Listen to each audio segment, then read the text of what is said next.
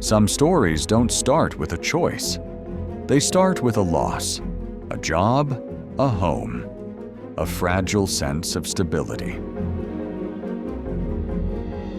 In Colorado, more and more people find themselves without a place to return to when the day ends. They pitch tents by rivers sleep behind libraries or rest on benches at bus terminals. Some are alone, others have children, but all of them are fighting to survive. I've had 2 or 3 men one night that were circling my tent, and I know that they were men because I could hear them talking and stuff like that. And they were circling my tent, trying to figure out how to get me out, and they were, pulling on my tent and everything else. I've slept with knives. I've put a lock on the inside of my tent, locked myself in, because I figured they have to come through that tent to get me.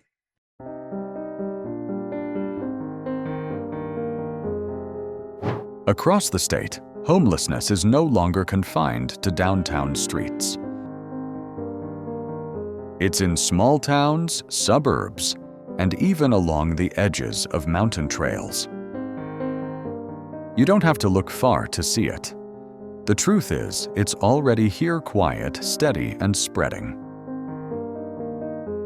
In this video, we take a closer look at homelessness in Colorado. We'll explore the people living it, the struggles they endure, and the systems trying to keep up. Not through numbers alone, but through stories, places, and ordinary moments. Because behind every tent or sleeping bag lies a person, and every person has a reason for being where they are.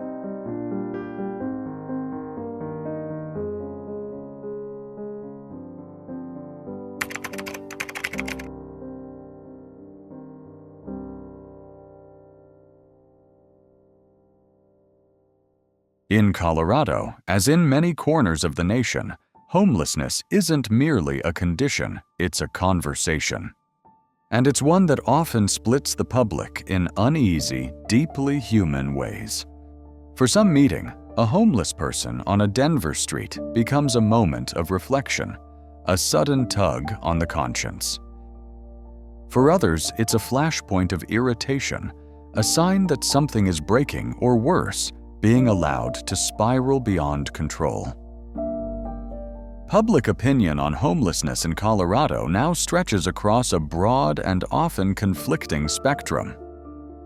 On one side stand those who see unhoused people as victims of misfortune, individuals priced out of housing, failed by a fragile mental health system, or simply dealt a cruel hand by life. These voices speak of empathy, shared duty, and the need for collective compassion. They often spotlight the deeper forces: scarce affordable housing, stagnant wages, racial inequity, and neglected healthcare that fuel the rise of people living on the streets.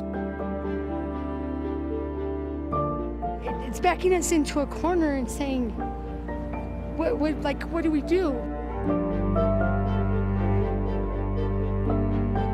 But on the other side lives a sharply different story. A share of Colorado's citizens have grown tired. Some view the tents, the open drug use, and the expanding encampments as threats to safety, to business, to basic order. The phrase quality of life surfaces frequently in these talks, not for those sleeping outside, but for the pedestrians passing by the shop owners, whose doors are blocked, and the families avoiding their local parks. In city council meetings and online threads, fierce debates erupt. Where homelessness is no longer only a social challenge, it's perceived as an inconvenience, even a menace.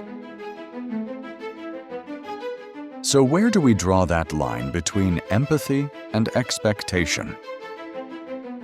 How do we uphold human dignity while maintaining urban order? These are questions Colorado has wrestled with for years. And honestly, I feel myself pulled between both tides. I believe people deserve to feel secure in their communities. But I also believe a society exposes its soul in how it treats its most defenseless. We cannot punish poverty and still call it compassion. Whether Coloradans respond with kindness or frustration, one truth stands out. Homelessness has grown too vast, too visible, and too woven into the state's identity to ignore. And as more people begin to realize that losing a job, an apartment, or a support system could push anyone to the edge, the idea of homeless in America starts to seem less like a number and more like a shadow that could fall on us all. Like when we help each other out, it's like why like get mad at us for like sleeping at a spot, or if we're not hurting anybody or anything, not using no substance or nothing like that.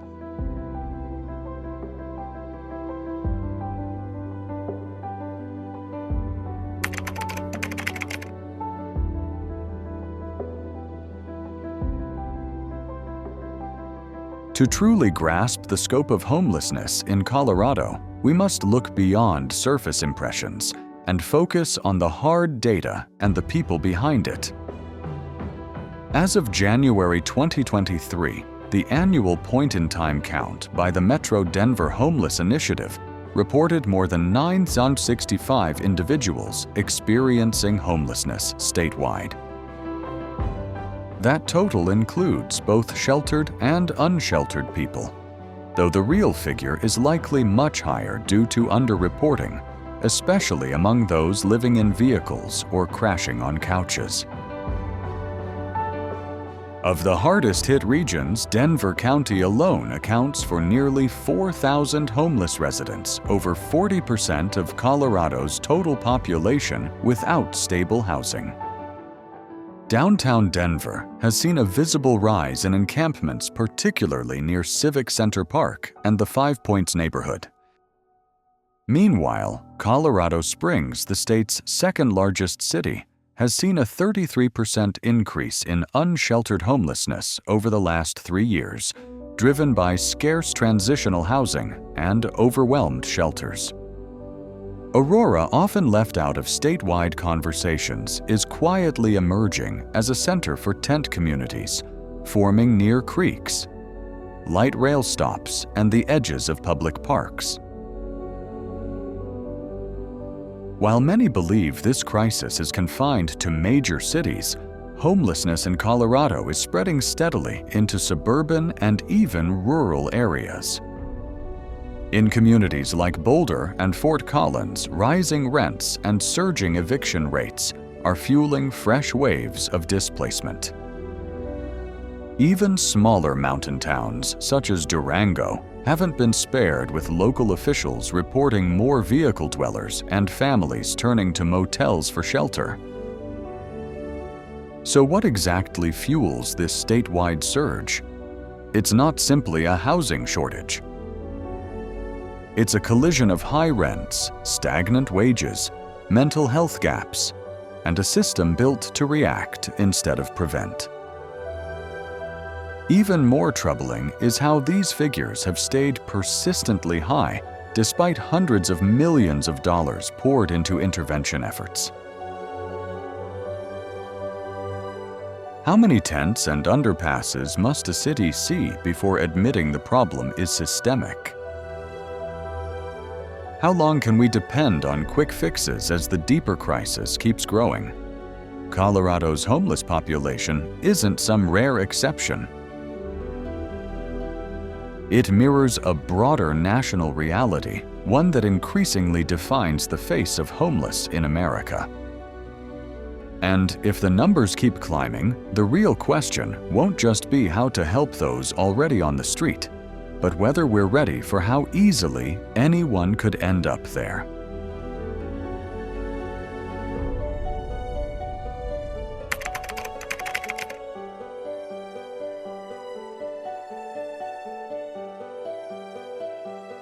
In recent years, Colorado has stood at the crossroads of two converging public health crises: a wave of fentanyl-related overdoses and the hidden fallout from legalized marijuana. Once celebrated for its forward-thinking cannabis reforms, the state now faces a far more tangled and increasingly perilous reality, especially among its homeless population. Fentanyl, a synthetic opioid nearly 50 times stronger than heroin, has emerged as the primary driver of overdose deaths throughout Colorado. According to the Colorado Department of Public Health and Environment, more than 1/200 opioid-related deaths were recorded in 2023, with fentanyl responsible for over 70% of them. For homeless individuals, the impact is even more devastating. Emergency crews in Denver report using naloxone, the life-saving overdose antidote, dozens of times each week, most often in encampments or vacant buildings.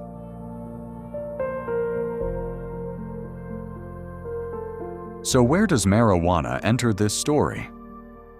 When cannabis was legalized in 2012, it carried big promises, regulation, tax dollars, and job growth. And indeed, Colorado has reaped billions from cannabis sales. Yet for some at-risk people, legal marijuana has become a gateway not necessarily to harder drugs, but to a life of constant numbing disconnection and quiet drift. When stability is already fragile, the easy reach of cheap, high-potency THC can blur the line between surviving and slipping away. Today, the streets of downtown Denver paint a different picture. Outreach workers describe users mixing fentanyl with cannabis to dull physical agony and emotional wounds. Some do it to rest on the cold concrete, others simply to forget why they ended up there at all. Is this really the future envisioned under progressive drug reform? Or have we replaced open punishment with a quieter kind of decay? Though drug policy reform has its value, the fentanyl crisis makes one thing clear. Public health, not profit or politics, must steer the discussion. And in the broader story of homeless in America, Colorado's streets offer a stark warning: access without accountability can prove fatal.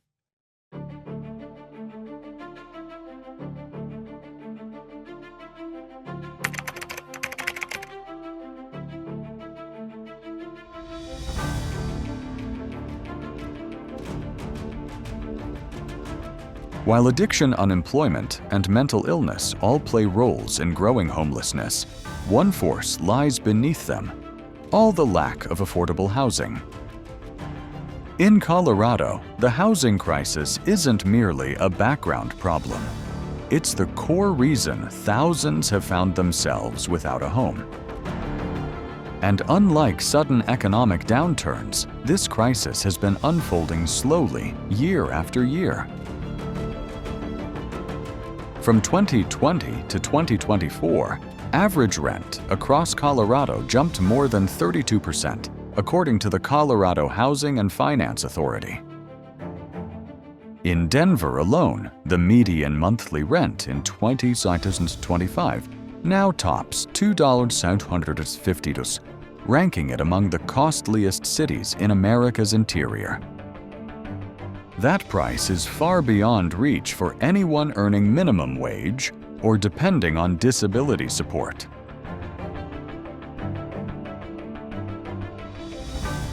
Meanwhile, the supply of affordable housing has collapsed. For every 100 extremely low-income renters in Colorado, only 29 affordable and available units remain, according to the National Low-Income Housing Coalition's 2024 report. The shortage hits hardest in urban areas, but has begun spreading into suburbs and small towns, tightening the squeeze statewide. As a result, shelters and transitional housing programs are stretched past capacity. Wait lists now run from weeks to months. Families, including working parents and kids, are living in cars, extended stay motels, or camping in open spaces.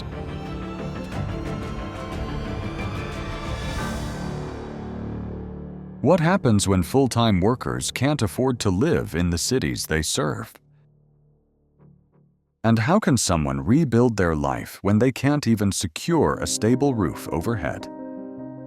Colorado's housing shortage isn't just a supply issue, it's a deep structural breakdown.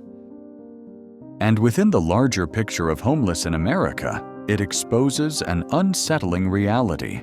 Even those who follow the rules can still end up outside looking in.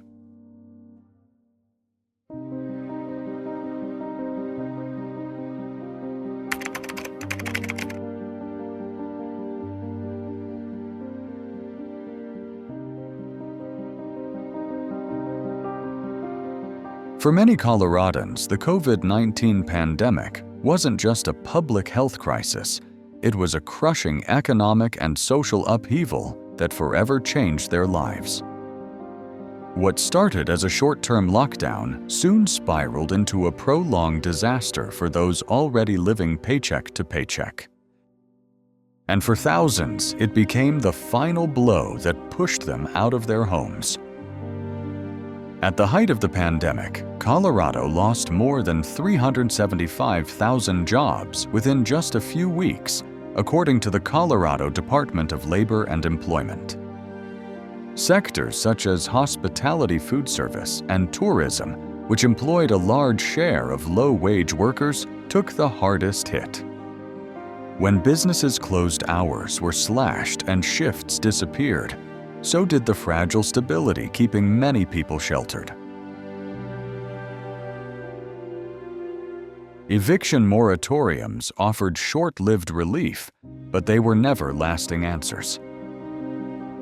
As protections expired in late 2021 and early 2022, landlords moved to collect overdue rent through the courts. Many tenants who couldn't catch up financially simply had no way to stay. Consequently, eviction filings skyrocketed, especially in Denver County, where cases more than doubled from pre-pandemic numbers. Meanwhile, homeless shelters had to limit capacity to meet social distancing requirements. Outreach teams reduced services, mobile clinics scaled back, and transitional housing programs halted new admissions. For those already battling mental illness addiction or joblessness, losing contact with their support networks drove them deeper into isolation.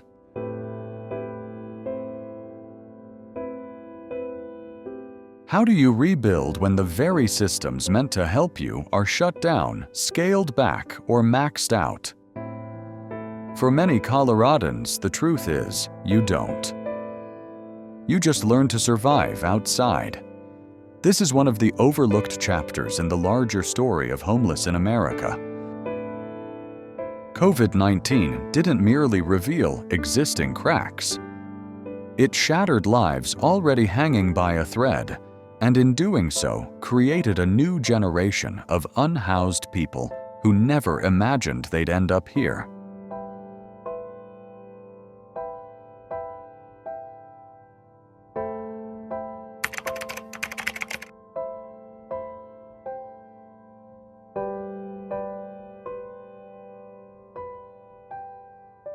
Amid the growing homelessness crisis across Colorado State, and local leaders have rolled out a broad range of initiatives focused on containment support and prevention.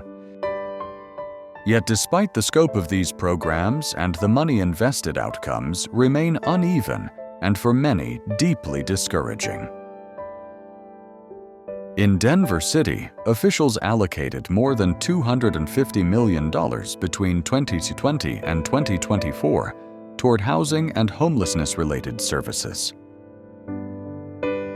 Much of that funding supported programs such as safe outdoor spaces, designated tent areas with sanitation and security, as well as supportive housing projects offering on-site case management. The city also repurposed former hotels into temporary housing, a strategy that expanded rapidly during the pandemic with federal emergency aid. Meanwhile, in 2022, Colorado established the Office of Homeless Initiatives to better unify efforts across municipalities and counties. But critics contend that bureaucratic fragmentation continues to stifle progress. Programs often operate in silos, housing in one department, mental health in another, and substance use treatment somewhere else. That fragmentation leaves gaps that unhoused people are forced to navigate on their own. Perhaps the toughest obstacle lies in the speed of implementation. Building new housing means navigating tangled zoning rules, neighborhood pushback, and long permitting delays. Even once approved projects can take 2 to 5 years to begin construction, and in that time, hundreds more may lose their homes.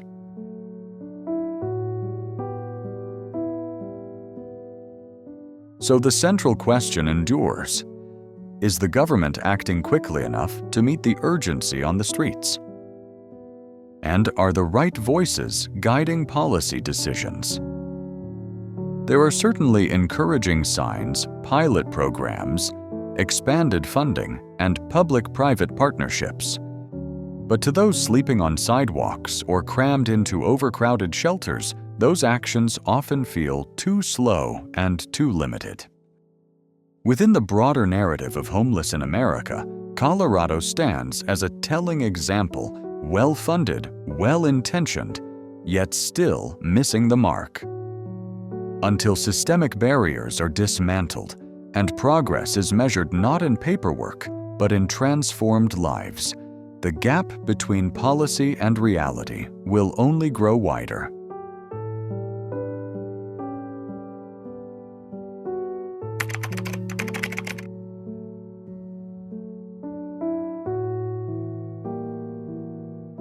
I no longer think this is simply a housing shortage or a funding problem. It's a moral collapse. When you walk through downtown Denver and see a man sleeping on cardboard beside a Tesla, something is deeply wrong. When mothers raise their children in tents while luxury condos climb beside them, that's not just inequality, it's apathy turned into policy. We can't claim to be a civilized nation if we let people freeze in the dark while arguing over zoning rules. We can't defend pouring billions into sports arenas while emergency shelters reject people every night. The system isn't slow, it's resistant. The solutions aren't missing, they're inconvenient to those in power. I've witnessed enough to say this clearly: homelessness in Colorado is no longer a symptom, it's a verdict. And if we the public keep tolerating the intolerable, then we share the blame for its survival. In the wider lens of Homeless in America, this isn't just a Colorado issue, it's a reflection. And it's time we stop looking away. Conclusion. Colorado, with its stunning peaks and thriving cities, was never meant to look like this. Yet here we stand, confronting a crisis that can no longer be brushed off as someone else's problem. The surge in homelessness is not an act of nature. It's the result of policy failures, broken systems, and years of neglect. Homeless in America has become more than a phrase, it's a warning. It reminds us that nobody is exempt. All it takes is one missed paycheck, a medical bill, or rent raised beyond reach. And in that instant, the line between us and them vanishes. This video was never about numbers or budgets. It was about humanity. About the simple truth that everyone deserves a place to feel safe, warm, and seen. If that's too much to ask in a nation this wealthy, then maybe we've lost more than homes, we've lost our humanity. The next time you pass someone living on the street, don't ask what they did to end up there. Ask what we failed to do to keep them from falling. See you in our next video.